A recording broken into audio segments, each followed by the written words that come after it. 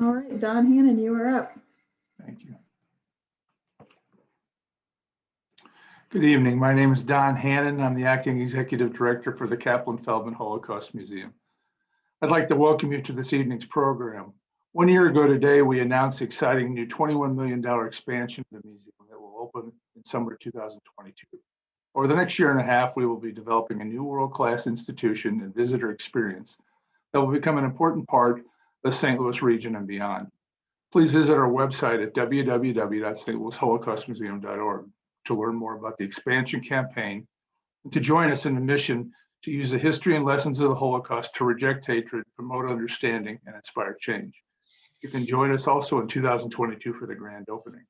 In the meantime, we're excited to offer the virtual programming this evening in honor of International Holocaust Remembrance Day. Now I'd like to turn things over to Dan Rich, my colleague, and our Director of Education and Curation, to introduce our speaker. Thanks, Dan. Thank you, and welcome everyone. Today, January 27th, excuse me, is International Holocaust Remembrance Day. This day has always been a date of Holocaust commemoration because January 27th, 1945, was the date that the Red Army liberated Auschwitz-Birkenau, the largest concentration camp and killing center. This date was officially designated as an International Day of Remembrance by the United Nations in a resolution passed in 2005. In addition to noting the date of the liberation of Auschwitz, the resolution honors the victims, survivors, and liberators. It also affirms the Holocaust, quote, will forever be a warning to all people of the dangers of hatred, bigotry, racism, and prejudice.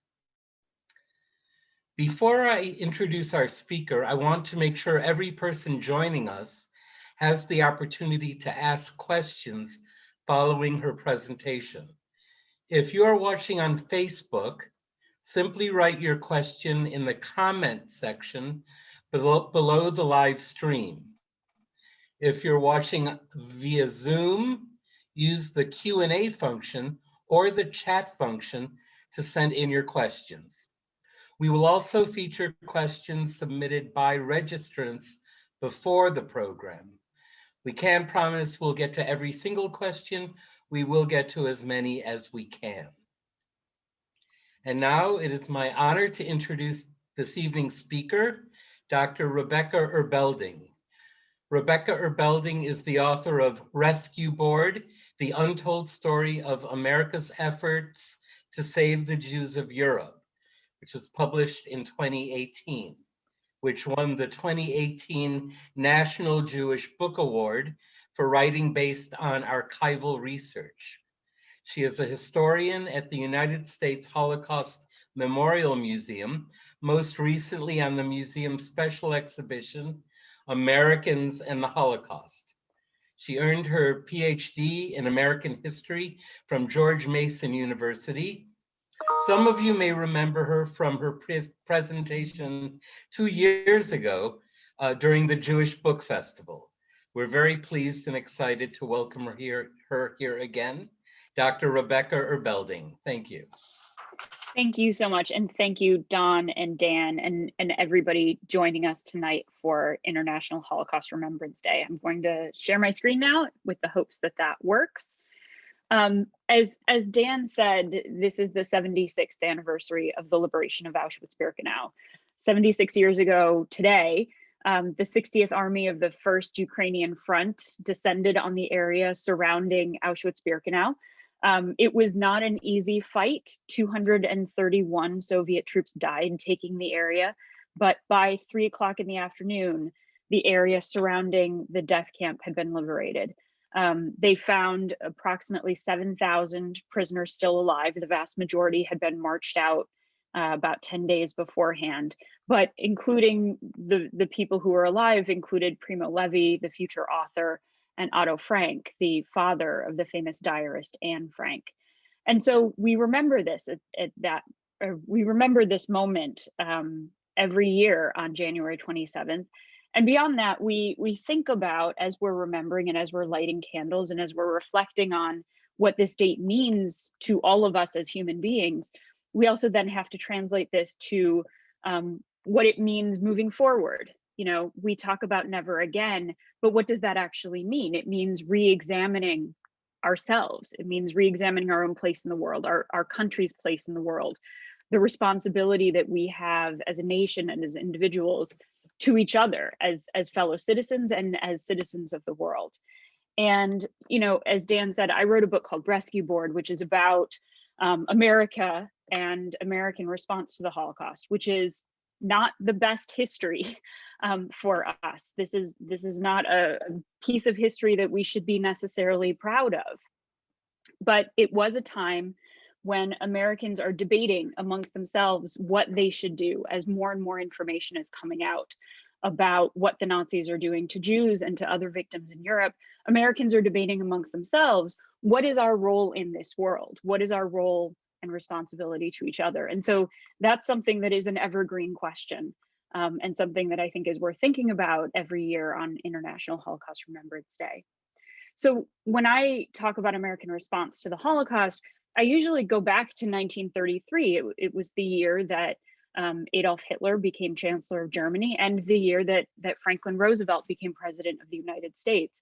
And as Hitler takes power in Germany, and as the Nazis really move forward with their anti-Semitic plans, they start boycotting Jewish businesses. They start kicking Jews out of the civil service and out of public school.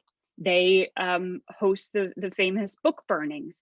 And this is front page news in the United States. This was not something that was secret to Americans. So you can see here the St. Louis Globe-Democrat from March 28th, 1933. And there's enough going on that there is a mass meeting in downtown St. Louis to assail the excesses in what they called the excesses in Germany against Jews. 1,200 people went to Christchurch Cathedral in downtown St. Louis, and they protested what the Nazis were doing. They wrote a petition that they then sent to the State Department and to the newly inaugurated President Roosevelt, asking him to please do something about what the Nazis are doing. Again, this is 1933. This is 12 years before the liberation of Auschwitz. There's a long time in between Americans knowing that anti-Semitism is a core Nazi value and the carrying out of a mass murder campaign. I mentioned this petition. This is the petition itself. You can see that it's coming from Christchurch Cathedral, and it says, at a mass meeting of Protestants and Catholics and Jews held last night at the Episcopal Christchurch Cathedral in St. Louis, the enclosed statement was adopted unanimously by the great throng of people that crowded the cathedral. And there are multiple parts of the petition. I can share it with Dan and with Don if they want to share it further after this. But this is the part that means a lot to me. They said, it is not for us to interfere in the political affairs of the German nation, but there's no denying today that the consequences of pronounced disturbances in any great country have to be reckoned with throughout the civilized world. We therefore feel our duty to express our moral indignation regarding the reported excesses against the Jews of Germany. So the citizens of St. Louis, you don't need to be reading the Wall Street Journal or the New York Times or the Washington Post. You can be in St. Louis and you can know in the spring of 1933 that the Nazis are perpetrating great crimes against Jews in Germany. This starts rallies and marches in 65 different cities in the spring of 1933, all protesting what the Nazis are doing, but it does not become a sustained movement. The US is suffering under the Great Depression, and as time passes, Americans refocus on domestic concerns. They stop paying attention to what the Nazis are doing to Jews. It pops up in the news every once in a while throughout the 1930s. Americans boycott or debate whether to boycott the Berlin Olympics in 1936. They pay a little bit of attention in 1935 when the Nazis announced the Nuremberg race laws, which stripped Jews of their citizenship. But the real big story after that is Kristallnacht. It's November 9th and 10th, 1938. this mass pogrom against Jews in Germany, which Germany now includes Austria and parts of Czechoslovakia. And you can see here again, the St. Louis Post-Dispatch has on the side 700 Jews reported arrested by the secret police. And you see that it's also the 20th anniversary of the end of World War I. It's also the week of the midterm elections. But the biggest headline news is Kristallnacht, what we will now refer to as Kristallnacht. Kristallnacht is the longest and largest sustained newspaper coverage of any event related to the persecution of Jews. It is front page news in the United States for about 3 weeks. But it does not necessarily mean that Americans are sympathetic enough to change their own way of life, to welcome more refugees. There's a set of Gallup polls right after Kristallnacht, about 3 weeks later. Americans are polled, do you approve or disapprove of the Nazi treatment of Jews in Germany? And 94% of Americans disapprove of what the Nazis are doing. And then the same group of people are asked, should we allow a larger number of Jewish exiles from Germany to come to the United States to live? And 72% of Americans say no. So this gap between being sympathetic to what the Nazis are doing, but not being willing to do anything ourselves to welcome immigrants, to welcome Jewish refugees, that really covers a lot of the 1930s. So my book, Rescue Board, is really about how we get past this, how the US has no refugee policy to speak of in the 1930s. Our immigration laws are from the 1920s, and they are in place based in pseudo-eugenics, pseudoscience. The idea that biologically some people are better than others, that is how our immigration law worked in the 1930s, and that had a serious effect on the ability of Jewish refugees to escape.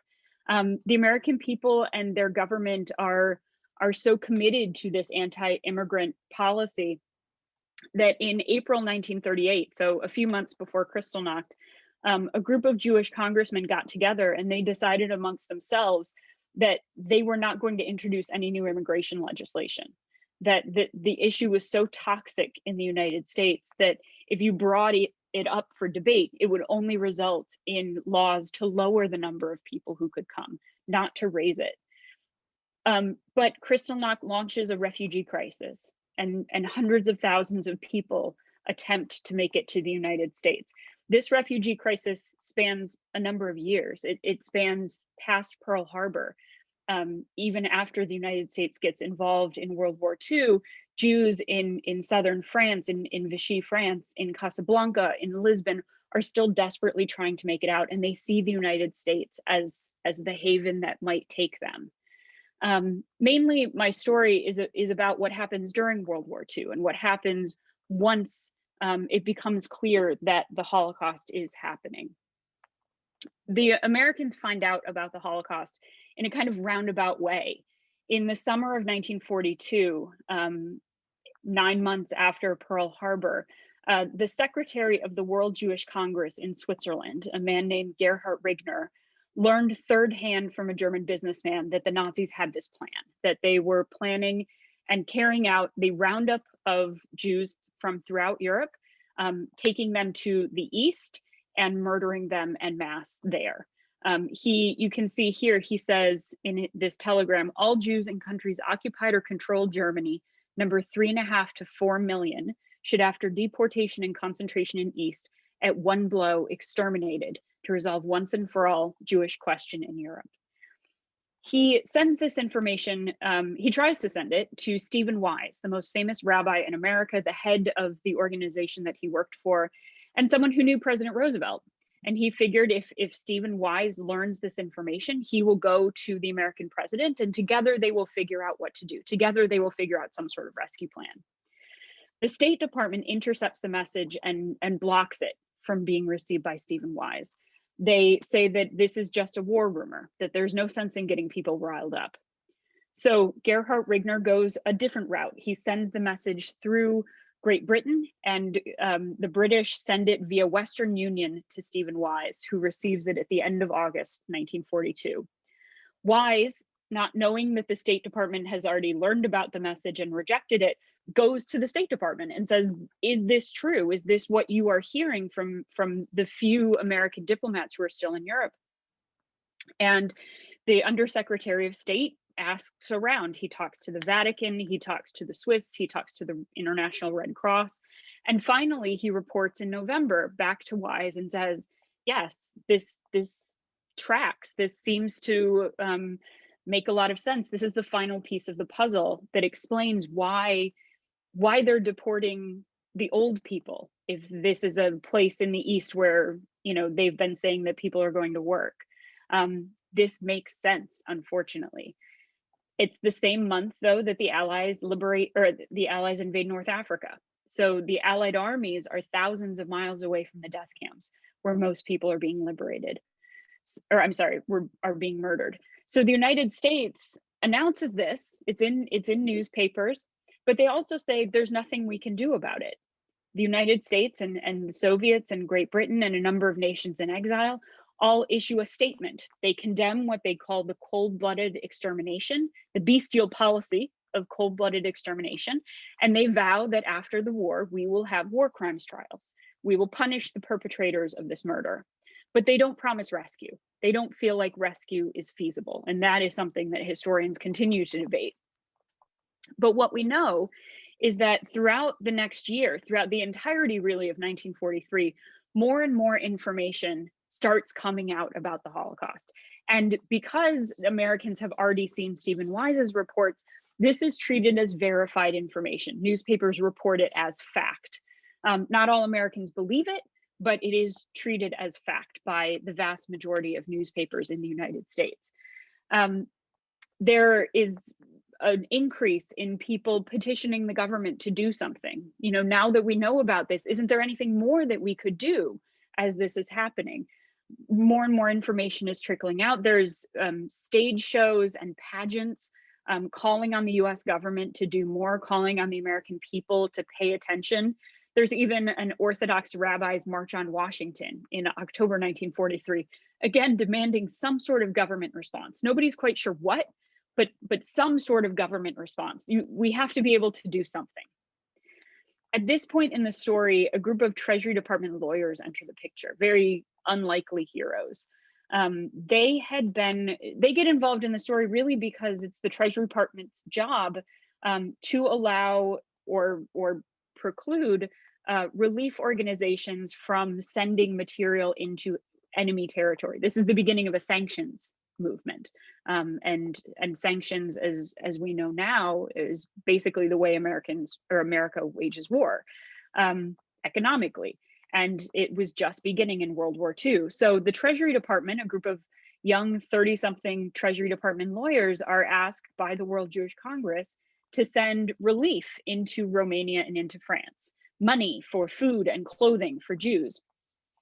And the Treasury Department debates this. What if it falls into the hands of the Nazis? What if it's being used against America? But they finally decide in the summer of 1943 that that's fine, that, you know, if a little bit falls into the hands of the Nazis, but most of it goes to helping people, they will support that. The State Department consistently says no. They consistently delay passing on the permissions. They consistently, for about 6 months, just put in barrier after barrier after barrier. The Treasury Department gets incredibly frustrated, and they start to investigate, why is the State Department putting up these barriers? What could they have? What could the problem be here?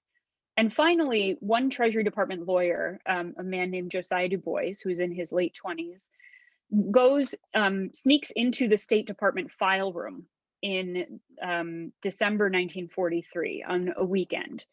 And he discovers that not only have these delays been deliberate, but that the State Department, specifically the Assistant Secretary of State, had specifically instructed US diplomats to stop sending information about the Holocaust to the United States.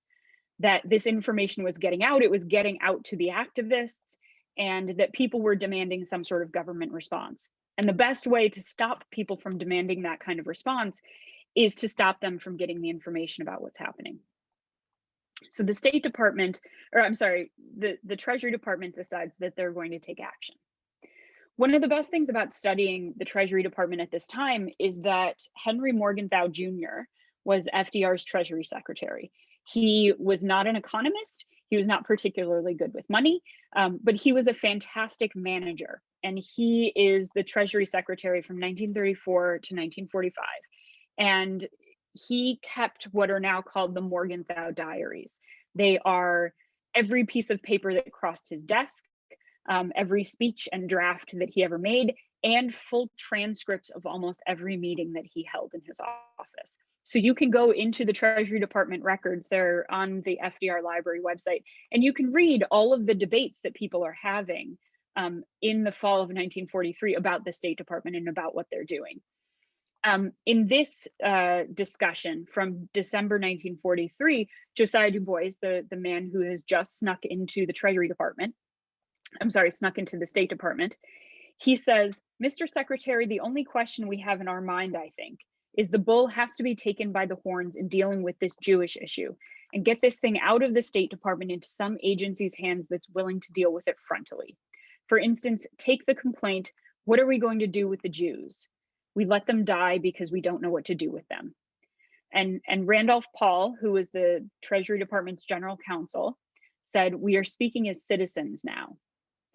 And I remember when I found this being incredibly moved by it, this idea that these public civil servants are going to their boss and saying, we need to do something. We don't know that it's going to be the most popular. We don't know that this is the political right move that you need to be making, especially as the only Jewish cabinet secretary and as the one that the anti-Semites always point to as the one who's doing too much for the Jews. But we are citizens in a democracy and we feel like our government has to be better than this.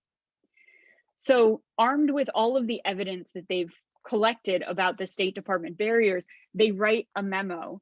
The original draft of the memo is called Report to the, this is one of the later drafts. This one's called Personal Report to the President on the acquiescence of this government in the murder of the Jews of Europe, the Jewish population of Europe. And it begins, one of the greatest crimes in history, the slaughter of the Jewish people in Europe, is continuing unabated. And then goes on to say, unless remedial steps of a drastic nature are taken and taken immediately, I'm certain that no effective action will be taken by this government to prevent the complete extermination of the Jews in German-controlled Europe, and that this government will have to share for all time responsibility for this extermination. So they convince Morgenthau and they decide that they are going to go to the president. They're not going to deal with the State Department anymore. They're going to the top. Armed with this report, which FDR did not read, on January 16th, 1944, Morgenthau and two members of his staff meet with the president, who was sitting behind what is now the Resolute desk, the desk that is used in the Oval Office now. And they convince him to issue an executive order establishing a War Refugee Board, a new government agency specifically tasked with trying to rescue and provide relief for Jews in German-controlled Europe. It is officially headed by the Secretaries of War, State, and Treasury, but it is unofficially entirely a Treasury Department operation. The 35-year-old assistant to the Secretary of the Treasury, John Paley, who had been the head of the US sanctions program, is moved over and becomes the War Refugee Board's first director. So for the first time in January 1944, the United States has a policy about the Holocaust, and it is a policy of rescue and relief. And by the time the war ends in Europe 17 months later, the War Refugee Board is responsible for saving tens of thousands of lives. So what does the War Refugee Board do? How do they save these lives? It is a tricky story, and it's hard to tell it without it kind of seeming like a laundry list of things that they do. They try different ideas and projects in dozens of different countries, and it's hard to provide some sort of pithy summary of what they do. So I'm just going to give you a couple of facts and tell you a few stories about their work. The same day that in January 1944 that Roosevelt creates the War Refugee Board, the very first thing that the War Refugee Board does is it streamlines the process that aid organizations would use to send aid into Europe. So before you have all of this months and all of this paperwork that you have to do, and they create a system where aid organizations like the World Jewish Congress, like the Joint, they can send money in a matter of weeks, sometimes in a matter of days. They announced that it does not matter anymore if some of the money falls into enemy hands, if the majority of it is going to humanitarian purposes. By the end of the war Refugee Board has authorized about $11 million in humanitarian aid, which is the equivalent of more than $154 million today. And that went to a host of aid organizations. That money was used to buy guns for the French underground. It was used to create false papers for Jews who could live as Christians. It was used to pay for food for children in hiding, and it was used to pay off guards and guides who were helping Jews escape over borders into safe areas. The board eventually appoints representatives in most of the neutral nations in Europe, in Switzerland, in Sweden, in Portugal, in Turkey, mainly Treasury Department aid workers, but some not. Their guy in Turkey was a narcissistic Bloomingdale's marketing executive who had been going to Turkey anyway and decided that he would like to go as a delegate of the United States government. And he eventually gets about 8,000 Jews into Palestine, into pre-state Israel. These representatives, their job is to put pressure on the neutral governments, on governments that had been playing with both the Nazis and the Allies, and saying, look, it's 1944, the Allies are likely going to win the war. Don't you want to be on the side of the Allies? And the United States, an emerging superpower, cares about the fate of the Jews and wants you to help. And so they put pressure on these neutral nations to allow more refugees over their borders, to protest what the Nazis are doing, and to provide intelligence about what their diplomats are seeing deep inside Nazi territory. So from Washington, John Paley, the head of the War Refugee Board, who you can see here on the right, he lays out his strategy. His organization is going to try to convince the Nazis and their collaborators to stop the killing. They're going to try to rescue those who can still be saved, either by moving people who are on the margins of Nazi territory in places like France, Romania, Bulgaria, move them out into safety. And for people deep inside Nazi territory, in Nazi-occupied Poland, they are going to try to keep these people alive until the end of the war, keep them alive long enough to be liberated by one of the liberating armies. So I'm going to give you a quick example of each of these efforts. The board launches, one of their first jobs is to launch a propaganda warfare campaign using radio broadcasts and leaflets. On March 24th, 1944, they have Roosevelt issue a statement, which they draft and mimic some of the language from their acquiescence memo that I showed you earlier, the report that they wrote about the State Department. They say, or he says, the president says, in one of the blackest crimes of all history, begun by the Nazis in the day of peace and multiplied by them 100 times in time of war, the wholesale systematic murder of the Jews of Europe goes on unabated every hour. So March 24th, 1944 is a pivotal month in the history of the Holocaust, because March 1944 is the month that the Nazis invade Hungary. Hungary was the largest mostly intact Jewish community in Europe. There were still about 800,000 Hungarian Jews, or Jews in Hungary, 600,000 Hungarian Jews, and 200,000 people who had escaped, hoping to find safety in Hungary. In fact, the very first piece of relief that the War Refugee Board authorizes is $100,000 to help people escape from Nazi-occupied Poland into safety in Hungary. So when Hungary is threatened and when Hungarian Jews are threatened, the War Refugee Board springs into action, trying to figure out how to stop this from happening, how to stop and protect Jews in Hungary. They add a new paragraph to Roosevelt's statement, and you can see what it looked like in leaflet form. The paragraph reads, as a result of the events of the last few days, meaning the invasion of Hungary, hundreds of thousands of Jews who, while living under persecution, had still found a haven from death in Hungary and the Balkans, are now threatened with annihilation.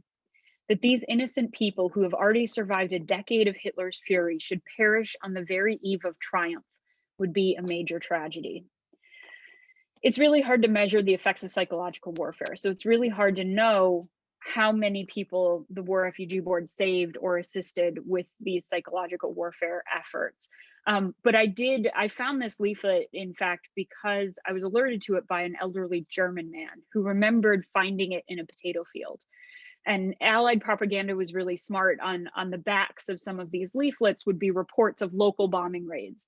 And so you, as the person on the ground, knew that yes, the Allies did target and hit this factory. Yes, they did hit this town that on the day that they say they did.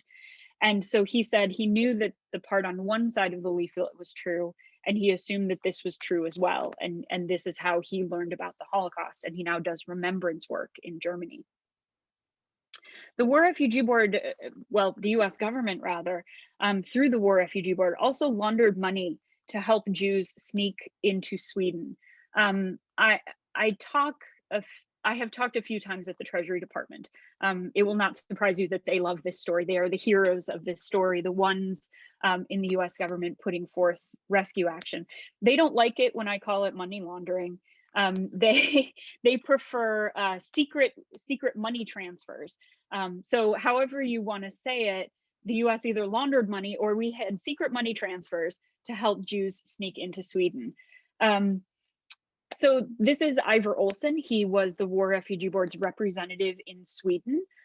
He had gone to Europe in December 1943 as the Treasury Department's financial attaché to the Stockholm legation, which sounds like a very boring job, except that he was actually an OSS spy, the precursor to the CIA. His code name was Crispin, and he was in charge of monitoring the movement of money and war material between Nazi Germany and Sweden. So a very important job. He is also the person who recruits Raoul Wallenberg, the famous Swedish businessman. Remember how I said that the War Refugee Board had representatives in the neutral nations to put pressure on those governments. And after the Nazis invade Hungary, the War Refugee Board goes to all of the governments of the neutral nations and says, we need you to do a couple of things. We need you to tell us exactly what your people are seeing in Hungary. We need you to protest any deportations of Jews from Hungary. And we need you to add representatives to your diplomatic corps in Hungary. We need boots on the ground to see what is happening and to pass on information on behalf of the United States to what is happening and to give aid. For various reasons, all of the neutral countries said no, except for Sweden. And Sweden said yes and said, who do you want to send? Ivar Olsen's office in Sweden was in Strandvägen 7A, a building in downtown Stockholm, which also housed the company that Raoul Wallenberg worked for. And they probably met in an elevator. And as you know, Raoul Wallenberg became one of the most famous rescuers of the Holocaust. He saved likely tens of thousands of lives of Jews in Budapest. That is not the money laundering story, actually. That is not the story that I want to tell. But that is Ivar Olsen, the man who recruited Wallenberg. For much of the summer of 1944, though, as he's recruiting Wallenberg, his focus is really on a different plan, a plan to rescue Jews from Lithuania, Latvia, and Estonia by water.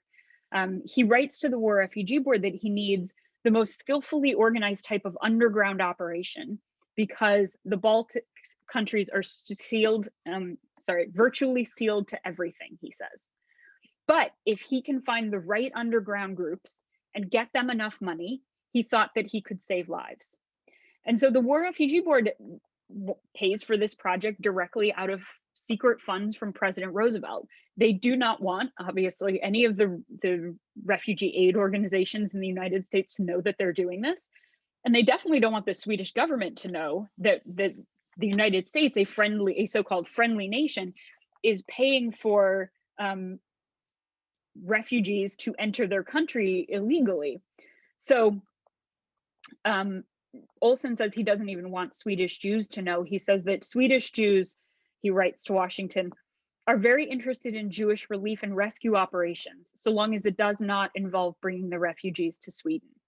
So they're very happy that you're doing this, but not if the refugees are coming to their country. So the United States has to do this secretly. And John Paley, the head of the War Refugee Board, who, like I said, had worked in US sanctions, decides to sneak the money for this operation past the Swedish government and past the Swedish people. He contacts the staff at Goodyear Tire in Akron, Ohio, the Goodyear Tire factory, and says that the United States government, the War Refugee Board, is going to give you $50,000 for the books on your company in Akron. And in exchange, your factory in Norrköping, Sweden is going to remit $50,000 worth of Swedish kroner to Ivar Olsen for this project. There are no references to the Goodyear Tire deal in any of the War Refugee Board's records. They almost certainly scrubbed their records, but they forgot to scrub Henry Morgenthau's records. Like I said, the Secretary of the Treasury was an excellent record keeper and kept everything that crossed his desk, including a copy of this file, which says, the arrangement worked well, and although not foolproof, it is desirable from a security point of view.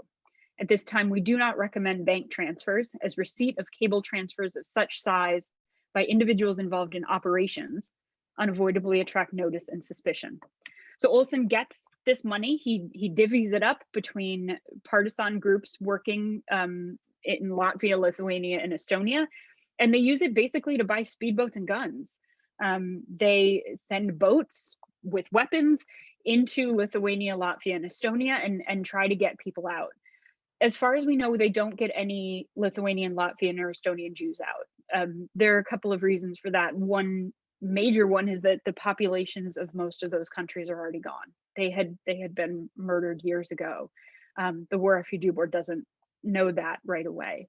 And also, you know, there are the people who are still alive in those countries have been in hiding for years and are understandably very nervous about this idea of emerging from hiding, making it to the beach, boarding a speedboat, crossing the North Atlantic or the sea there, when they're going to be liberated by the Red Army very soon. And so the people who the War Refugee Board helps are people where it's unclear whether they're escaping the Nazis or the Soviets or both.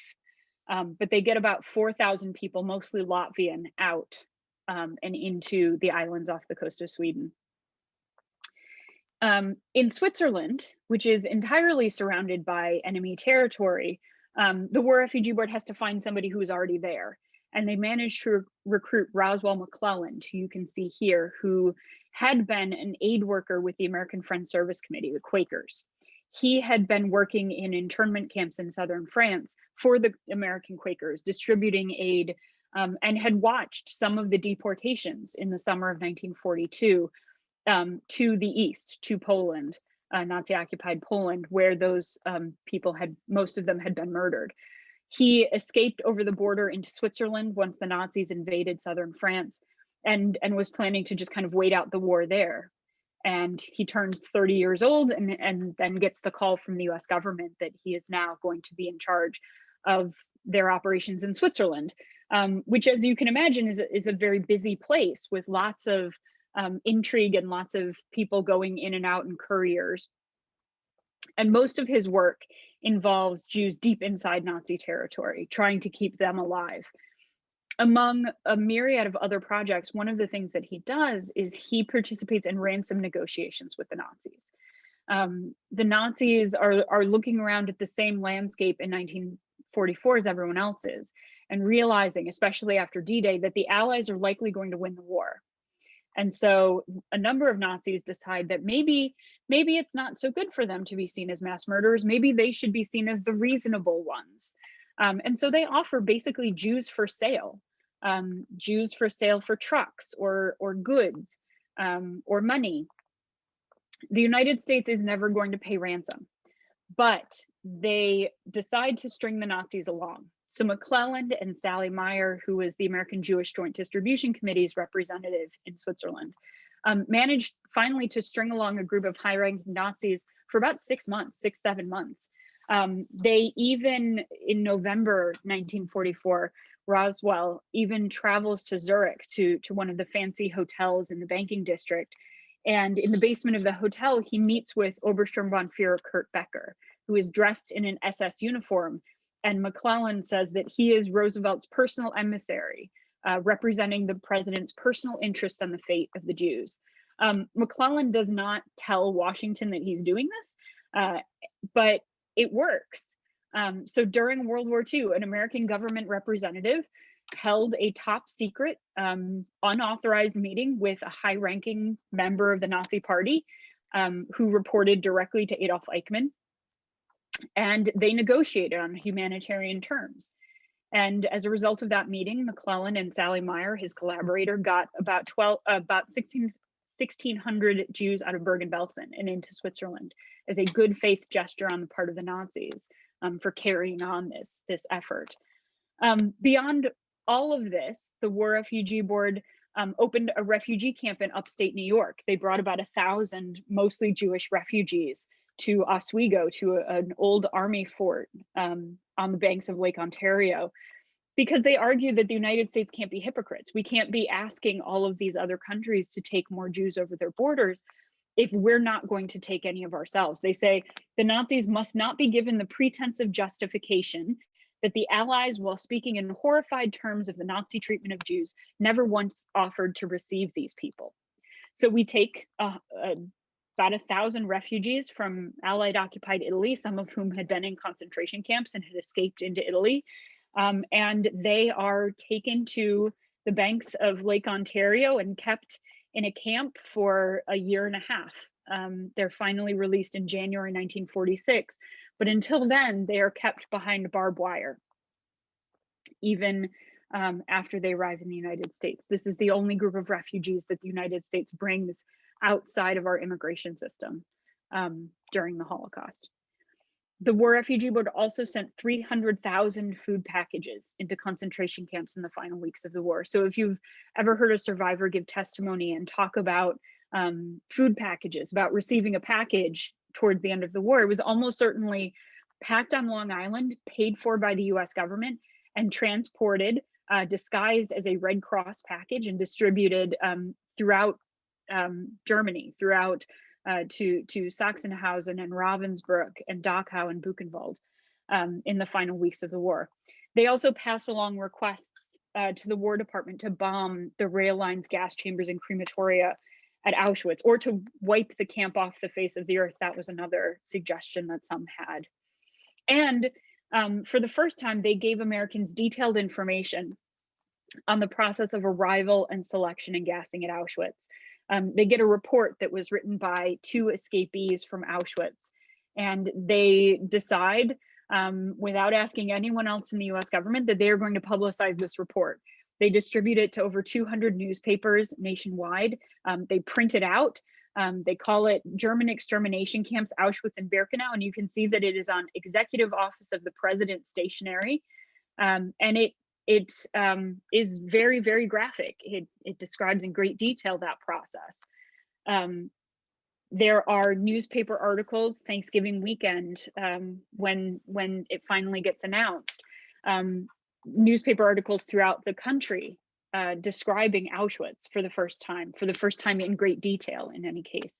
This is the Louisville Courier from Thanksgiving weekend 1944, and you can see that they made the font small so that they could fit as much of the report as possible. And the War Refugee Board fielded thousands of letters from Americans asking for their own copy, either for themselves so that they could learn more, or for someone that they knew didn't believe before. And they want to try to convince them that this is real and that this is happening. In response to all of these reports in early December 1944, a week after all of these reports came out, the Washington Post editorial board issued an editorial entitled Genocide. It was the first time that word is used in an American newspaper, and it is used specifically in response to Auschwitz, which is obviously the liberation of which we're commemorating today. So the War Refugee Board, this government agency, was the only time in US history that I know of that the US government ever did this, that we ever founded a government agency dedicated to saving the lives of civilians being murdered by our wartime enemy. And so the 21 months here between January 1944, when the War Refugee Board is created, and September 1945, when it shuts down, it represents this moment where our rhetoric about our democratic values matched the actions that we were taking. There was no secondary cynical motive. This was not about Cold War intrigue. This was not about what these refugees could do for us. It was not about anything other than the fact that these refugees were in peril and that they needed help. They were not intended to become Americans. Most Americans did not want them here. And this was not part of our immigration policy. This was just keeping them alive. Yehuda Bauer, who is the historian emeritus at Yad Vashem, wrote, "What made the WRB, the War Refugee Board, such a unique body is that it was officially permitted to break practically every important law of a nation at war in the name of outraged humanity." And my goal with my book and with other things is hoping that the War Refugee Board starts to enter our public narrative about the Holocaust, because I think it's really relevant history. The things that they were doing and the things that they were debating still matter today. We still are confronted by the push and pull of relief, providing relief for people or trying to rescue them. What do we do with people who, challenge our own immigration laws and processes, but can't stay where they are? How do we bring refugees into the United States when there are very real national security concerns? How do we deal with ransom negotiations to save the lives of innocent victims? How many resources can we risk falling into the hands of our enemies? Those are things that we continue to debate today, and it's something that they debated in the context of a genocide in 1944, 1945.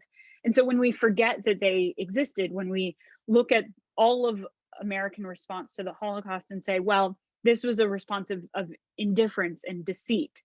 There's a lot of that, yes. There is admittedly a lot of that in this history. But there's also the fact that in 1944, the people who were advocating rescue win. They win the debate and they try their hardest for the final year and a half of the war to do everything they can to try to rescue people. So while the United States could have done so much more to aid Jews and other Nazi victims, especially in the 1930s, by opening up our immigration, by filling the quotas, what the War Refugee Board staff did mattered, and it matters for us to remember it, to honor their efforts, to bring greater nuance to our understanding of American response to the Holocaust, and to study their work as we continue to have these debates and confront these challenges. So I'm going to stop sharing my screen with the hopes that we have time for some of your questions. I know this is a topic that a lot of people feel very strongly about. So I'm happy to answer any questions that anybody has. And thank you for paying attention and for joining me tonight.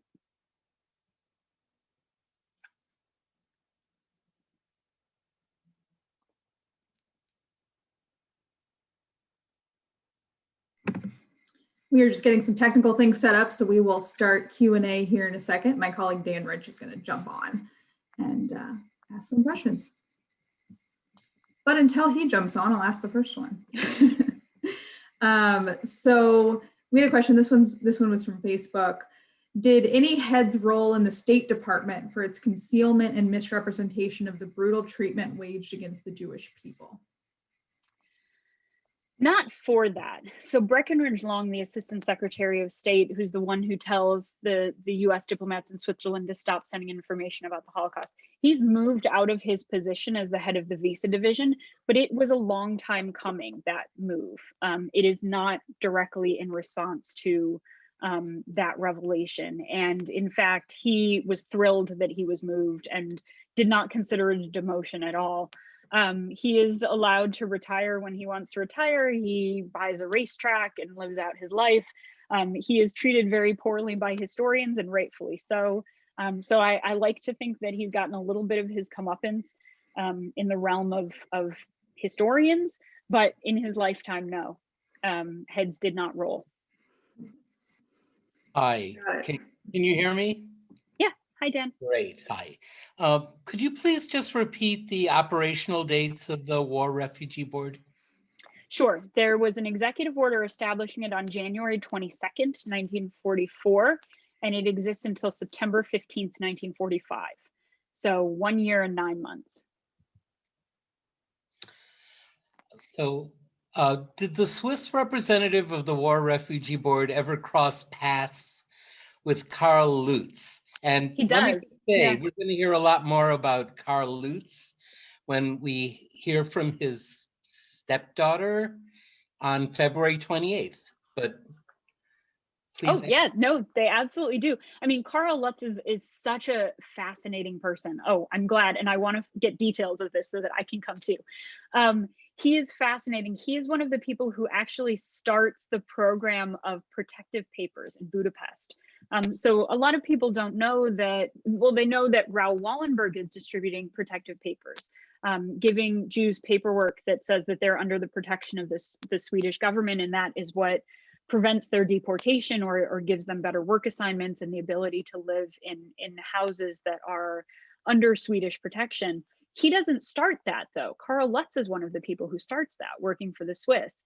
And so Lutz is already handing out Swiss protection papers prior to Wallenberg ever arriving in Budapest. And so Wallenberg learns a lot from him, and the US also learns a lot from the intelligence that Karl Lutz is passing along to them. So absolutely, when you start to look into the War Refugee Board, you realize that they have their hands in almost everything that you hear about in 1944 and 1945. They're there in some capacity.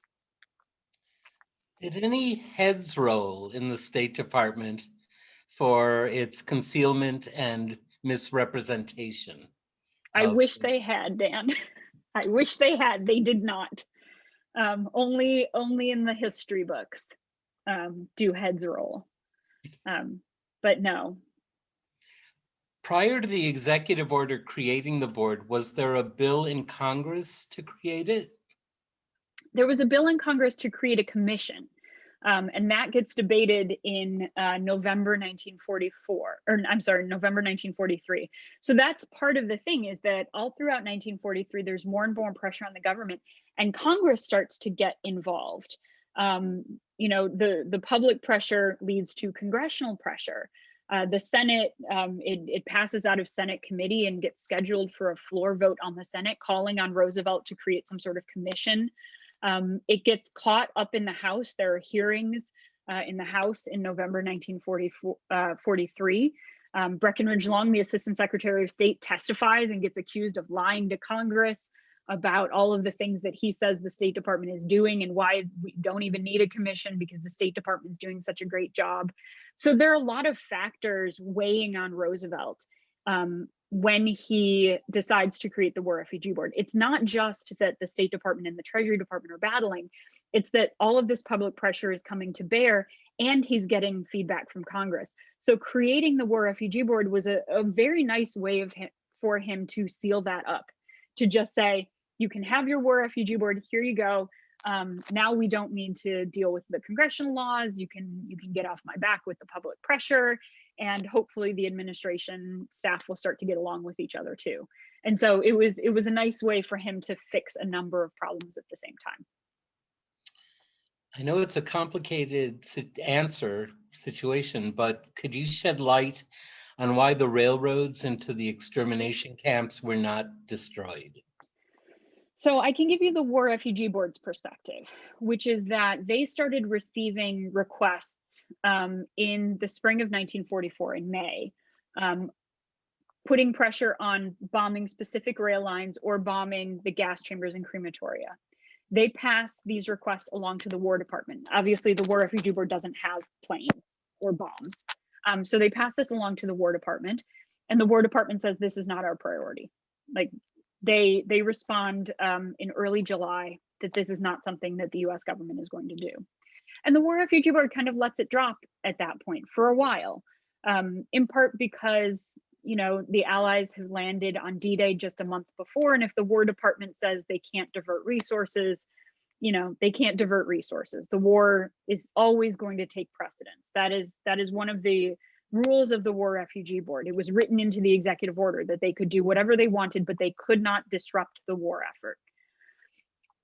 When they get the report from the escapees from Auschwitz, though, then they go back to the War Department and they say, we actually recommend this. This is something we really need you to consider. They pass along a copy of the report to John McCloy, the Assistant Secretary of War, and say, read this and then tell me that we're not going to bomb this place.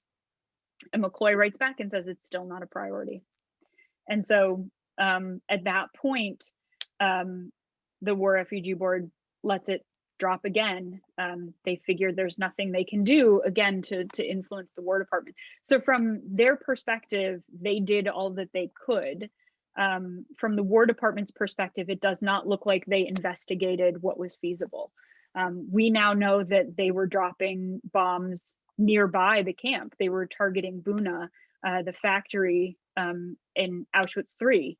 So they are bombing very nearby the camp and actually miss and hit Birkenau a couple of times. So in reality, the Allies do bomb Auschwitz. They bomb Birkenau. They bomb it by accident, killing a number of guards, killing, I would assume, a number of prisoners if a number of guards are killed. But it is never a concerted effort, and they're never targeting the gas chambers or the crematory or the rail lines specifically to disrupt the killing. We have a question from a gentleman who's heard over and over again from his Jewish lady friend that, quote, Roosevelt was personally responsible for the death of the Jews. How do you respond? How would you grade him? Oh, I've gotten in trouble before for trying to grade Roosevelt. I mean, he is such a complicated figure. Like, this is the real problem with Roosevelt, is that he called himself the juggler. He said, my left hand never knows what my right hand is doing. So he'll have a meeting with someone who will then emerge from the meeting and say, you know, he agrees with me, this is great. He will have a meeting, and someone else with the exact opposite opinion will emerge from the meeting and say, he agrees with me, this is great. He was a politician. He was a politician, he was not a humanitarian. Eleanor is the humanitarian. Roosevelt is the politician. And so he didn't live to write his memoirs, and he didn't like people taking notes in his meetings. So what we know of him is what he did. We never know his motivation for doing anything. To say that he is personally responsible, I think, is a stretch. And I worry sometimes when we stretch out responsibility, we dilute the crime. If everyone is responsible, then no one is responsible. And I don't want to dilute the crime of the Nazis and their collaborators. They are the most directly responsible for the killing. It behooves us, though, to pay attention to what more could have been done. And I hope that my work does that by calling attention to the War Refugee Board, I to some extent call attention to the fact that it isn't created until 1944. What could have happened had it been created earlier? And that's something that we just don't know. You mentioned Eleanor Roosevelt. Did she play any role in the establishment of the War Refugee Board?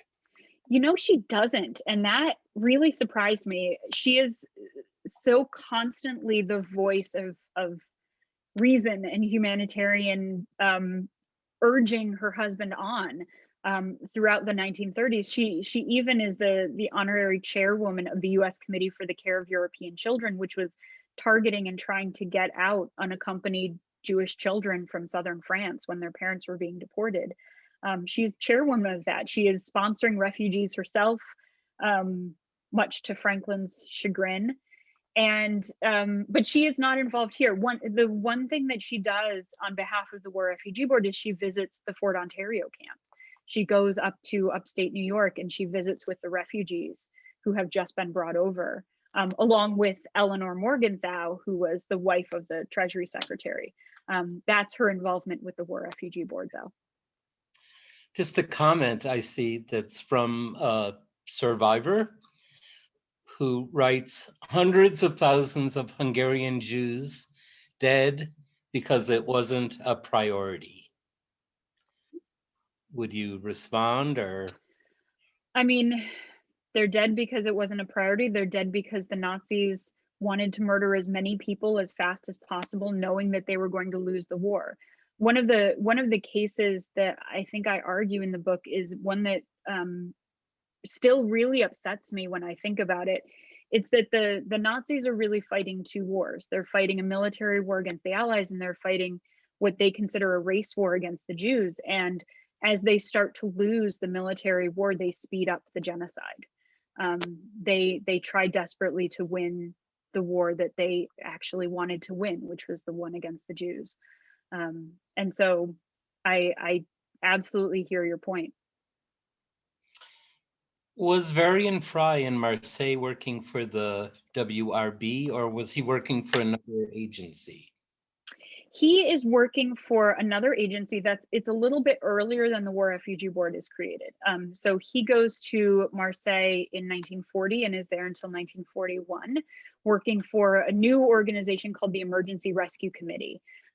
He actually talks to the War Refugee Board staff. You know, he goes back to the US afterwards. And later when the War Refugee Board is created, he talks to them and tries to get himself recruited as one of their representatives. But he had been so vocal against the US government after he got back that he was considered it was a little too much of a political choice for him. And so he ended up advising them a little bit, but is mainly doing his own thing at that point. Thank you so much again for this excellent presentation. I'd like to again thank you and hope you'll visit St. Louis in some form or another again and again. Let me turn the floor back over to Don Hannon for some concluding remarks.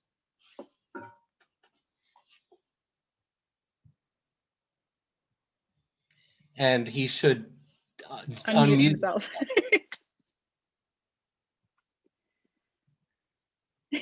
That's only happened to me about 5 times today. So thank you for that, Dan. So thank you all, and thank you for joining us tonight. Thank you, Rebecca. And thank you to all the participants for submitting thoughtful and interesting questions. We hope you can join us for our next virtual program, Under Swiss Protection, the story of Holocaust rescuer Carl Lutz, on Sunday, February 28th at 11 a.m. Scholars credit Lutz with organizing the largest civilian rescue mission of the entire Holocaust. Speaking about Lutz will be 2 people who know his heroic story well: his stepdaughter and Holocaust survivor, Agnes Hershey, and historian Charlotte Chalet. Visit our website to find out more, to sign up. Thank you again for joining us this evening. We hope to see you on February 28th.